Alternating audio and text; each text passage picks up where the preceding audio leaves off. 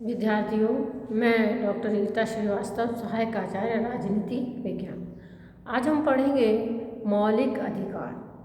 सबसे पहले हम पढ़ेंगे कि मौलिक अधिकारों की आवश्यकता किस प्रकार से पड़ी और उनका महत्व क्या है।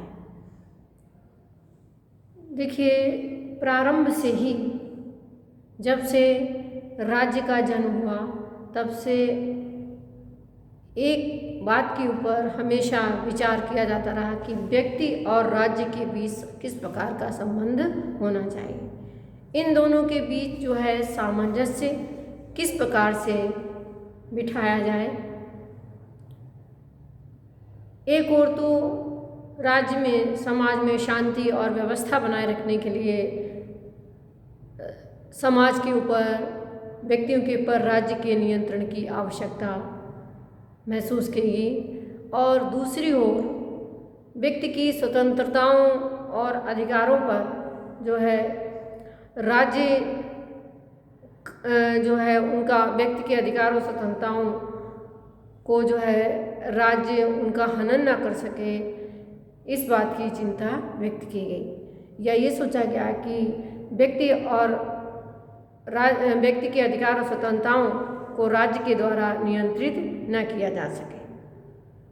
तो इस संबंध में जो है एक श्रेष्ठ उपाय ये सोचा गया कि व्यक्ति के अधिकार और स्वतंत्रताओं को जो है संविधान में स्थान देकर जो है व्यक्ति के अधिकार और स्वतंत्रताओं की रक्षा भी की जा सकती है, और जो है राज्य के जो शक्तियां हैं, राज्य जो है व्यक्ति की अधिकार और स्वतंत्रताओं को कुचल नहीं सकता है। तो इस प्रकार से हम कह सकते हैं कि व्यक्ति और राज्य के बीच श्रेष्ठ सामंजस्य के रूप में मौलिक अधिकारों को जो है स्थान दिया गया, या श्रेष्ठ उपाय इस संबंध में सोचा गया। फ्रांस की अब इन अधिकारों का उदय किस प्रकार से हुआ, तो फ्रांस की राज्य क्रांति के द्वारा जो है 3 नारों का संदेश दिया गया: स्वतंत्रता, समानता और भ्रातृत्व। इसके बाद फ्रांस की संसद ने जो है 1789 में अपने संविधान में मानव अधिकारों के घोषणा पत्र को स्थान दिया। इसके बाद अमेरिका के संविधान के द्वारा 1791 में प्रथम 10 संशोधनों के माध्यम से जो है मानव अधिकारों के घोषणा पत्र को जो है संविधान में स्थान दिया गया, या हम कह सकते हैं मौलिक अधिकारों को संविधान में स्थान दिया गया। इसके बाद जो है प्रथम विश्व युद्ध के समय जो है, प्रथम विश्व युद्ध के बाद जो है कुछ नवीन राज्य स्थापित हुए, और जो पुराने राज्य थे उन्होंने भी मौलिक अधिकारों को अपने संविधान में स्थान दिया। और द्वितीय विश्व युद्ध के दौरान भी जो है मौलिक अधिकारों का विचार अत्यधिक लोकप्रिय रहा, और इसीलिए 1945 के पश्चात जब संयुक्त राष्ट्र संघ जैसा अंतर्राष्ट्रीय संगठन बना, तो उसके द्वारा भी जो है 10 दिसंबर 1948 को मानव अधिकारों का सार्वलौकिक घोषणा पत्र के नाम से जो है मानव अधिकारों के अधिकार पत्र को स्वीकार किया गया, उसको स्वीकृति प्रदान की गई। अब मौलिक अधिकार का महत्व क्या है? देखिए, सबसे पहली बात तो यह है कि ये प्रजातंत्र के आधार स्तंभ कहलाते हैं। ये जो है एक प्रजातंत्रात्मक राज्य में व्यक्ति की अधिकार और स्वतंत्रताओं की रक्षा के लिए अत्यधिक आवश्यक है। दूसरी बात यह है कि शासन और बहुमत के अत्याचार से मुक्ति के लिए भी मौलिक अधिकार बहुत आवश्यक हैं। सामान्यतः आज हम कह सकते हैं कि जो राजतंत्रात्मक शासन समाप्त हो गए हैं, और ऐसे से निरंकुश राजाओं की शक्ति का, निरंकुश राजाओं का जो भय है वो समाप्त हो गया है। लेकिन आज जो है अल्पमतों को बहुमत के अत्याचार और शासन के अत्याचार का डर रहता है। तो मौलिक अधिकारों के माध्यम से जो है इस भय से भी नागरिकों को मुक्ति मिली है। और तीसरी बात हम ये कह सकते हैं कि जो मौलिक अधिकार हैं वो एक तरीके से व्यक्तिगत स्वतंत्रता और सामाजिक नियंत्रण के बीच उचित सामंजस्य भी इनके द्वारा स्थापित हो सकता है, जिसकी कि हम पहले ही बात कह चुके हैं। अब आता है कि क्योंकि इसके द्वारा जो है जो व्यवस्थापिका है, कार्यपालिका है, उन्हें कानून में रहने के लिए बाध्य किया जाता है और साथ ही साथ व्यक्ति को जो है अपनी जो अधिकार और स्वतंत्रताओं की रक्षा के लिए या स्वेच्छाचारी शासन से अपने अधिकार और स्वतंत्रताओं की रक्षा के लिए जनमत निर्माण का भी मौका मिल जाता है। तो इस प्रकार से व्यक्तिगत जो है हम कह सकते हैं कि व्यक्तिगत और सामाजिक नियंत्रण के बीच जो है सामंजस्य बैठता है, बैठाया जाता है। अब आता है कि मौलिक अधिकारों का अर्थ क्या है। मौलिक अधिकार वे अधिकार हैं जो व्यक्ति के जीवन के लिए अनिवार्य हैं, अति आवश्यक हैं और जिनके बिना व्यक्ति के व्यक्तित्व का विकास संभव नहीं है। और हमें कह सकते हैं कि जो अधिकार जो हैं राज्य के नियंत्रण से मुक्त हैं या जिन अधिकारों का अतिक्रमण राज्य भी नहीं कर सकता है, तो ऐसे अधिकारों को मौलिक अधिकार कहा गया है। इन्हें राज्य द्वारा निर्मित विधि है उनसे उच्च स्थिति प्रदान की गई है।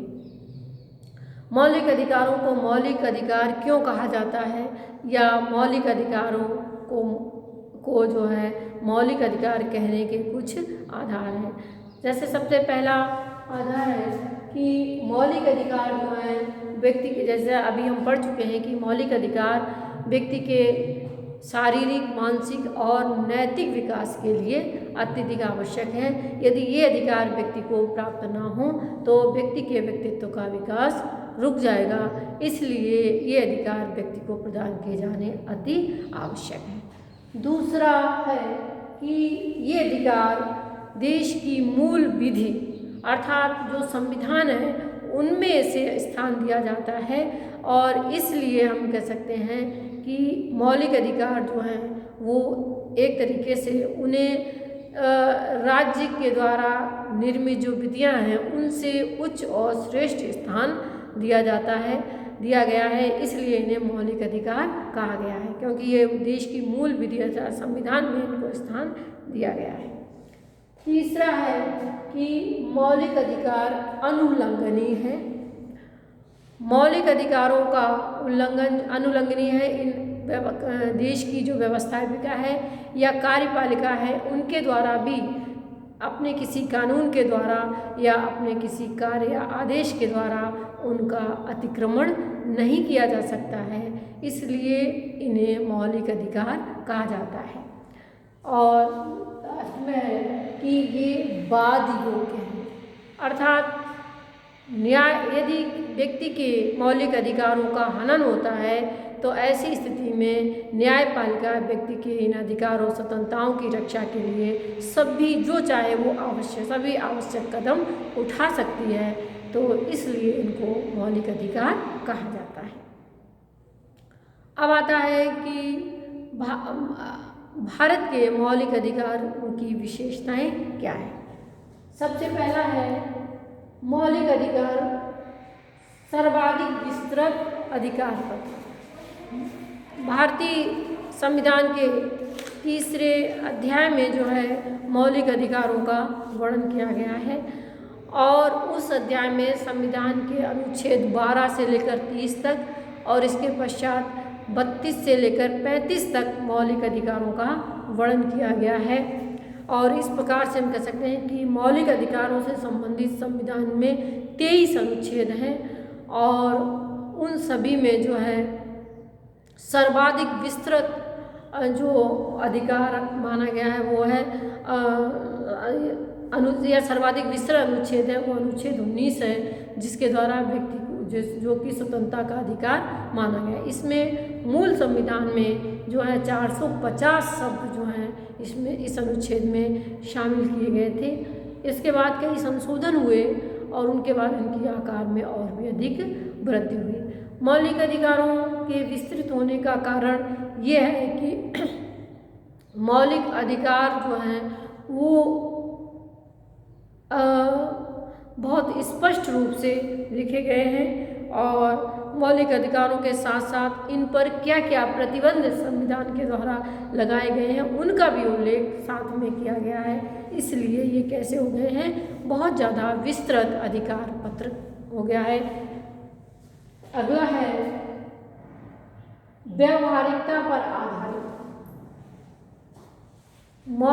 भारत के मौलिक अधिकार मात्र कागजी या सैद्धांतिक नहीं है, बल्कि वह व्यावहारिकता पर आधारित अधिकार है।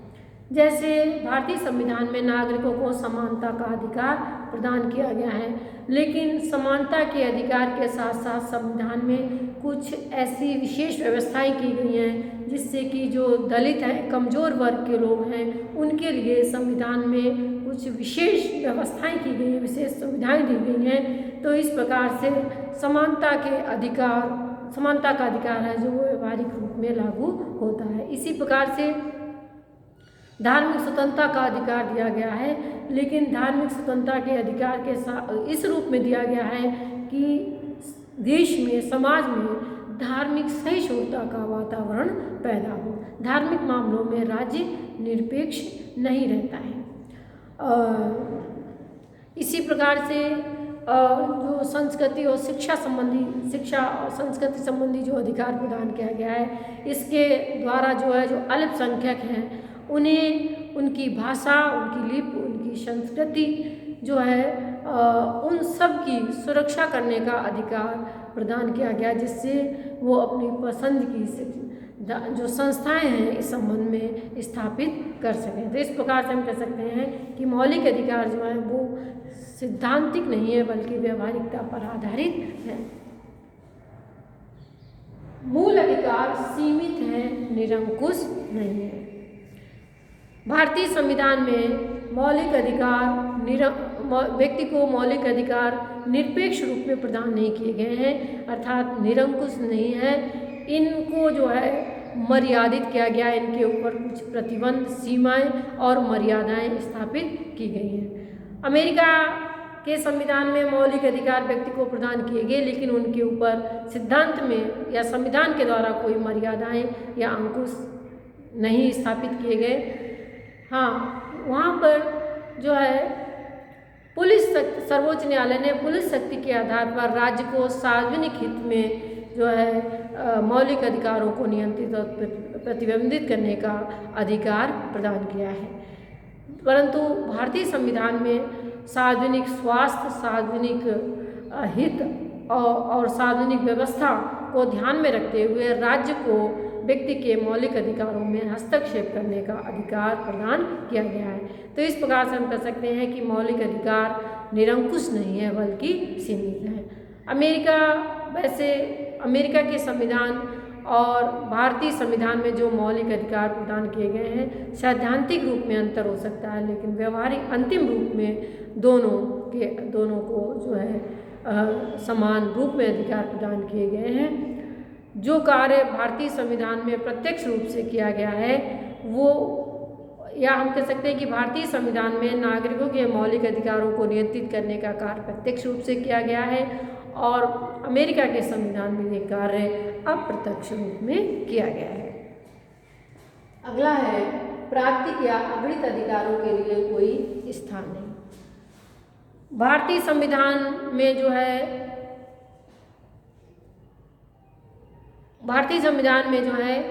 हम कह सकते हैं कि प्राकृतिक या अगणित जो अधिकार हैं उन्हें, या जो नैसर्गिक अधिकार माने गए हैं, उनका कोई स्थान नहीं है। भारतीय संविधान में जो है संविधान के द्वारा जो अधिकार प्रदान किए गए हैं उन्हें ही जो है मौलिक अधिकार माना गया है।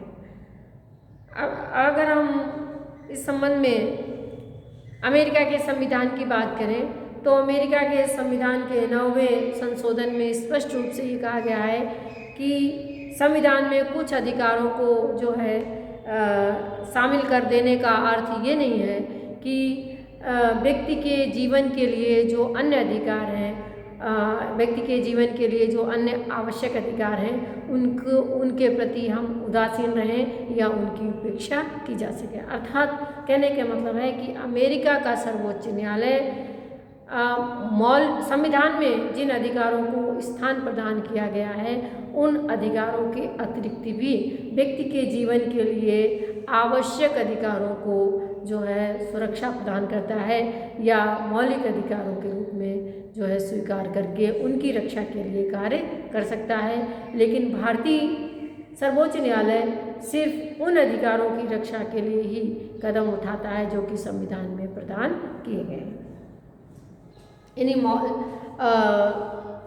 नैसर्गिक अधिकारों के आधार कहने का मतलब है कि भारत का सर्वोच्च न्यायालय नैसर्गिक अधिकारों के आधार पर जो है कार्यपालिका और व्यवस्थापिका के द्वारा बनाए गए किसी भी कानून को या उसके किसी कार्य को जो है अवैध घोषित नहीं कर सकता है। अगला है मूल अधिकारों के लिए रक्षा की व्यवस्था। भारतीय संविधान के अनुच्छेद 32 के द्वारा जो है मूल अधिकारों के लिए रक्षा की व्यवस्था की गई है, जो कि अनुच्छेद 32 जो है वो संवैधानिक अधिकार उपचारों का अधिकार प्रदान करता है, जिसके द्वारा यदि सरकार के द्वारा या किसी व्यक्ति संस्था के द्वारा जो है व्यक्ति के मौलिक अधिकारों का हनन होता है तो ऐसी स्थिति में वह व्यक्ति न्यायपालिका की शरण लेकर अपने मौलिक अधिकारों की रक्षा कर सकता है।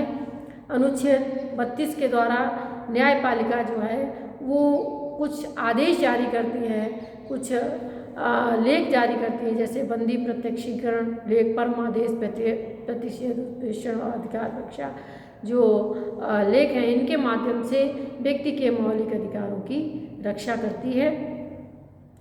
और यदि व्यवस्थापिका या कार्यपालिका के द्वारा कोई ऐसा कानून बनाया जाता है जो कि व्यक्ति के मौलिक अधिकारों के विरुद्ध है, ऐसी स्थिति में न्यायपालिका, सर्वोच्च न्यायालय या जो राज्यों के उच्च न्यायालय हैं वो जो है उन अधिकारों को, उन कानूनों या कार्यों को अवैध घोषित कर सकते हैं।